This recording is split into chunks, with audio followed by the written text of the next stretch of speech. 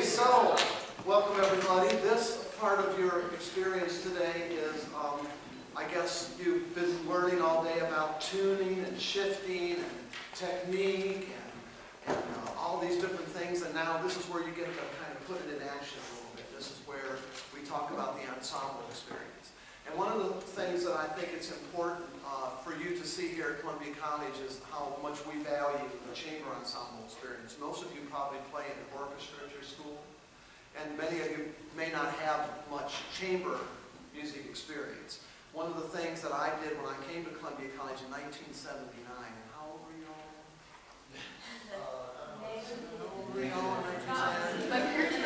One of the first things I did when I came to Columbia College was form the Columbia College Chamber Ensemble. So this group is my baby, and it's in its 33rd year. And I love working with the chamber ensemble. And some of you probably know I play the trumpet. And yet look at all these instruments that are in front of me here. They're all string instruments. But I love string instruments, I love the violin, and I love the cello, and I wanted to have an ensemble on our campus that featured those instruments. But the nice thing about chamber ensembles, you don't have to have just these instruments that you see in front of you. You can have clarinets and oboes and flutes and things like that too, in terms of our ensemble. Now what we do with a chamber ensemble is we get all these ladies together that you see here, and then what we do is we break them up into smaller groups. Okay, so what you're going to hear today is some of the combinations that we put them in. We have duets, we have trios, we have quartets, we have quintets.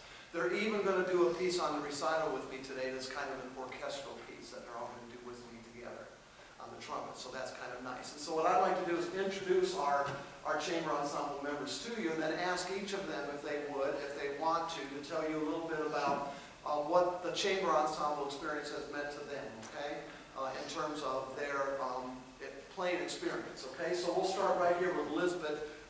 Elizabeth's just been married. Her name now is Elizabeth Palmer. And she is a senior music major. Hi guys. Well, I was homeschooled, so I wasn't part of any school orchestras or anything like that. But I started out with a program at USC called String Project, which kind of runs along the same lines in school orchestras. So I played in orchestras in that. And I also got to play in a really cool homeschool orchestra led by Mrs. Watson and Mr. Watson. And that was a lot of fun. And so then I came to Columbia College, and I didn't start out a music major. I was a biology major, and then I was a speech language pathology major, and then I realized, you know, I just want to play music. So this is where I ended up. But I started in chamber ensemble my second semester as a freshman, and it was a lot different because I was used to playing with big groups of people. You know, it was a lot smaller, and people could actually hear me. But it was fun, and I enjoyed playing the variety of music that Dr. Lowe chooses. So yeah, 4 years later, I don't know. It's been fun. You're going to hear Elizabeth play a very nice piece with Anya a little bit later today. That you're going to be very impressed with to hear. Anya Dingman is our cellist, and she is a senior dance major. And I want to make this impression on you too, because some of you may be thinking when you come to college you have to be a music major to do all these things, and you don't have to be. In fact, the majority of our ensemble right now is made up of non-music majors, and most of them are on scholarships for being in this ensemble. So that's sort of an important thing to know. Anya is a dance major, and she's come to this year. Anya, what about you? Well, I played in orchestras since 4th grade, and so I was used to being part of a big group. And then after high school, I started playing in a Baroque ensemble back home, it's a small ensemble. It's technically a chamber ensemble, but I was playing continuo, which is just doubling the harpsichord part. And so coming into this group, the struggle for me has been playing solo music because I've never really done that. And so for me, this has been a really great technical growing experience because I got from being an ensemble player where you're always blending and you don't want to stand out too. All of a sudden, you have to stand out. And Dr. Love's very good about pushing me to do that. Yeah. Okay, Kara, you want to talk? This is Kara Maddox. Kara is from Ridgeview High School, and she is a junior, and she is a music major. Yes. For me, I started out in orchestra in 6th grade. I went to Blackwood Middle School. You ladies might have heard of that maybe. went to Ridgeview High School, and I played in district orchestra, so I worked with Dr. Selby a lot.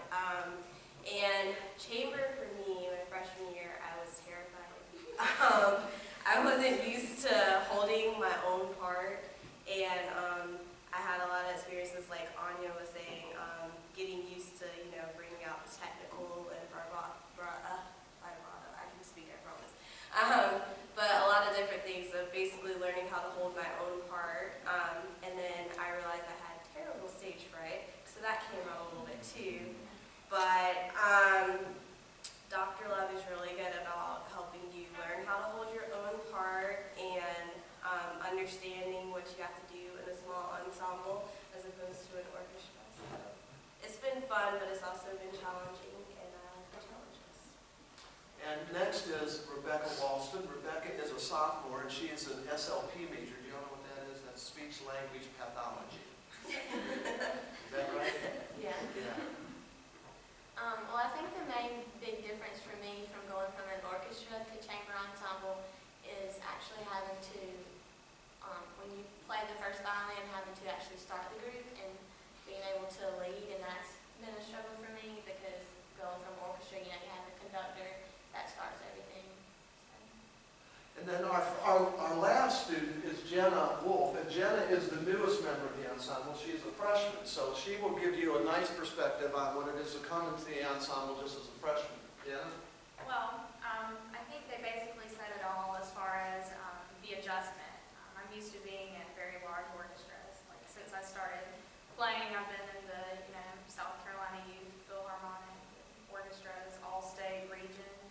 It's definitely an adjustment coming in and being in such a small group of people. But it's all about leadership. If you will have leadership qualities by the time you leave, basically if you're in a group like this, it's all about holding your own and, stepping up. You can't hide behind somebody else. All of your flaws are exposed, basically. And I mean, we're not perfect. Nobody's perfect. But I think that is one of the major advantages of a group like this. You can't hide anymore. You have to face the facts and practice. Good. Thank you, Jenna. I also want to introduce to you Dr. Alan Weinberg. Dr. Weinberg is our professor of piano, and he is coordinator of our piano program here. And our regular chamber ensemble accompanist is Allison Hilvich, who is a paid staff accompanist for the Columbia College Music Program. And she is with her son and daughter, all-state bands this weekend. So Alan has graciously agreed to be with his excellent pianist. And so this is another aspect of the chamber ensemble, that is working with the piano. Most of the works that we do with chamber ensemble do without the piano. We didn't put our $10,000 harpsichord on stage today, but that's another instrument you get to work with is the harpsichord. And that's a really, really nice instrument. One piece we're doing in the fall as well. So a lot of different instrumentations as well. So what we're going to do for you now is I'm going to have Jenna and Kara come on up, and we're going to start one of our pieces we've been working on, and then we're going to invite a couple of you to come on up as well. Anya plays on this as well. So, okay? So let's have them just start this. Now watch Jenna, because Jenna's going to be the leader here.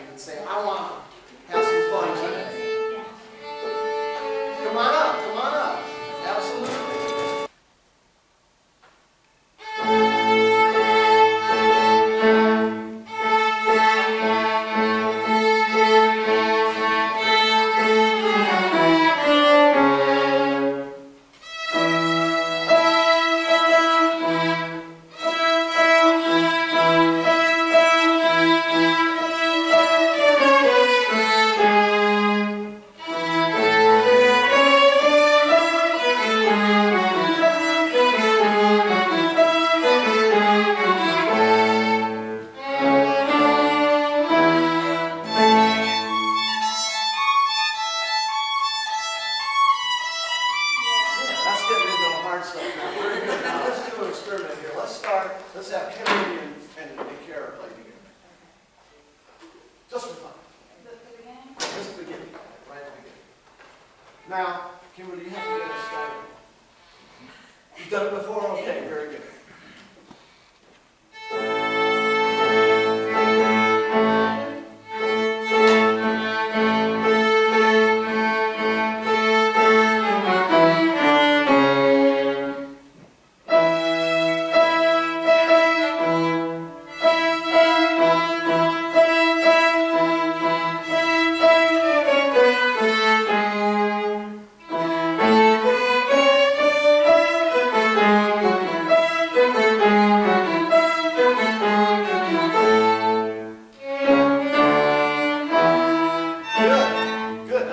Jenna and Anthony together.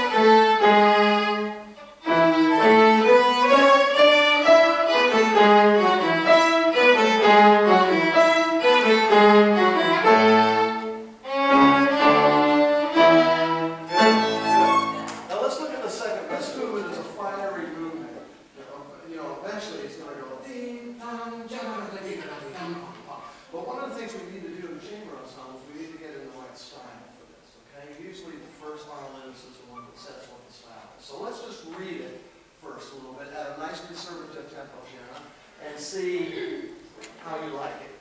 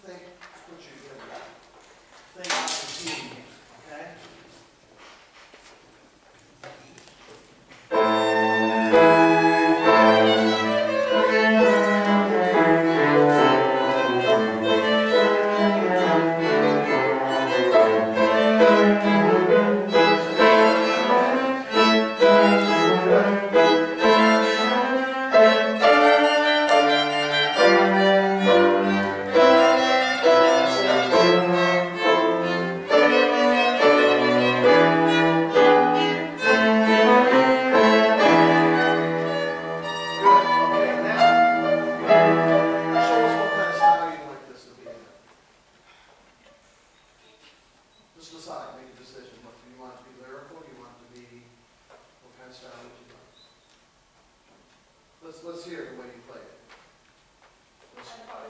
Just right at the beginning. Just at the beginning.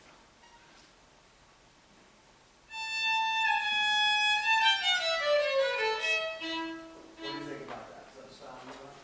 This is what we do in rehearsals. This is what we do in rehearsals. We decide what we want.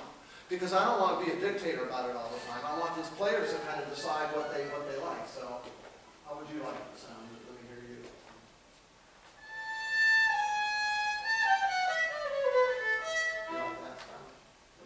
Okay, well then we just need to decide, then you need to match her then. Okay, so let's try it together now.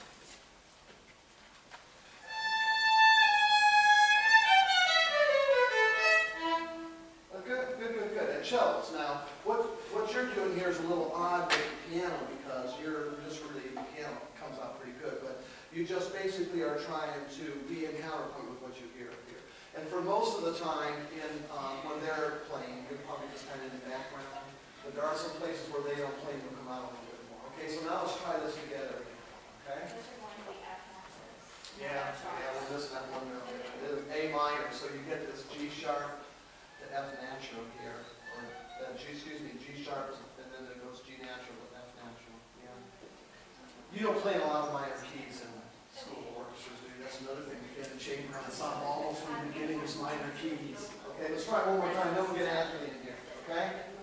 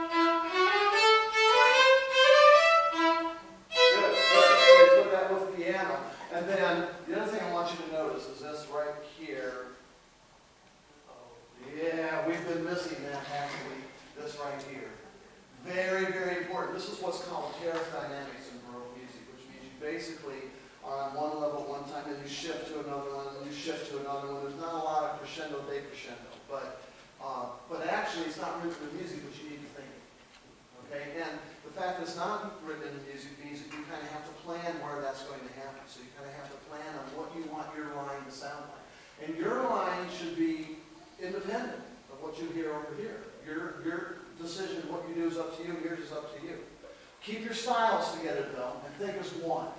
Okay? Here we go, everybody together. Just the cellos and these two violins. Yeah. Okay. He has to see where to begin. Yeah, so you have to give him a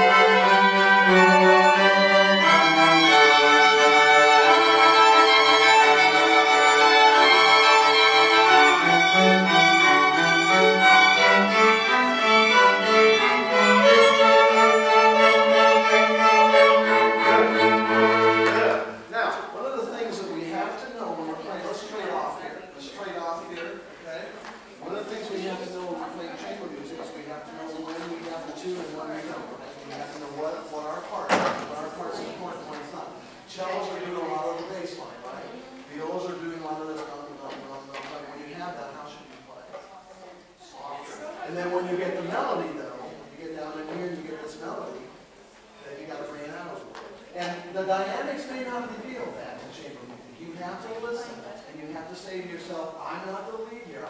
And you know, one of the issues that I've had with Rebecca, she'd be first to admit this, is that Rebecca is a quiet player. She's a very good violinist, but she's a quiet player. And I'm always saying to Rebecca, play louder, bring it out, because she's the main melody. I'm always saying that to her. And but if Rebecca gets into a concert and she decides that she's a little nervous, maybe she plays soft, and what do the violas have to do? They have to adjust to whatever Rebecca's doing. That's the nature of chamber music. That's just what you have to do. Okay, so let's try it again now with our new set of players here.